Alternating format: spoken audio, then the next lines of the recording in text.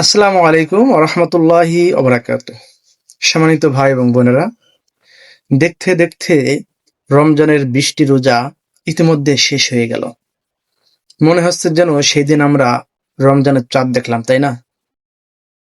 আর আজ রমজানের 2/3 অলরেডি চলে গেল। একবার নিজের কাছে প্রশ্ন করুন তো, এই 20 দিনে আমরা নিজেদেরকে কতটা বদলাতে পেরেছি? আমাদের নামাজ কি আগের চেয়ে বেড়েছে? কোরআন তিলাওয়াত কি নিয়মিত হচ্ছে? আমাদের আমল কি সত্যি আগের চেয়ে ভালো হয়েছে?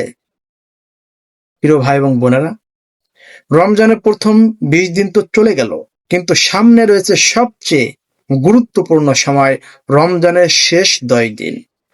এই শেষ 10 দিনের মধ্যেই রয়েছে সেই মহামূল্যবান রাত লাইলাতুল কদর, যে রাত হাজার মাসের চেয়ে উত্তম। আজকের রাতও সেই রাতগুলোর একটি হতে পারে, তার কারণ আজ 21তম তারাবির রাত, যা একটি বেজোর রাত। আর লাইলাতুল কদর তো বেজোর রাতগুলোতেই হওয়ার সম্ভাবনা বেশি। তাই রমজানের শেষের এই রাতগুলো খুবই মূল্যবান। হয়তো এই রাতগুলোর মধ্যেই আছে সেই মহিমান্বিত রাত লাইলাতুল কদর। এই রাতে একটি ছোট্ট কিন্তু অত্যন্ত গুরুত্বপূর্ণ দোয়া পড়তে বলেছেন আমাদের প্রিয় নবী মুহাম্মদ সাল্লাল্লাহু আলাইহি ওয়াসাল্লাম।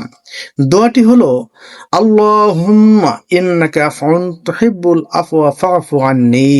অর্থাৎ, হে আল্লাহ, আপনি ক্ষমাশীল, আপনি ক্ষমা করতে ভালোবাসেন, তাই আমাকে ক্ষমা করে দিন।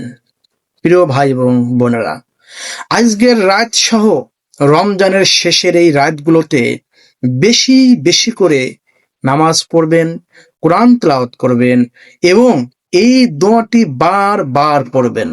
হয়তো আজকের রাতই হতে পারে লাইলাতুল কদরের রাত। এই রমজানটাই হতে পারে আমাদের জীবনের সবচেয়ে গুরুত্বপূর্ণ রমজান।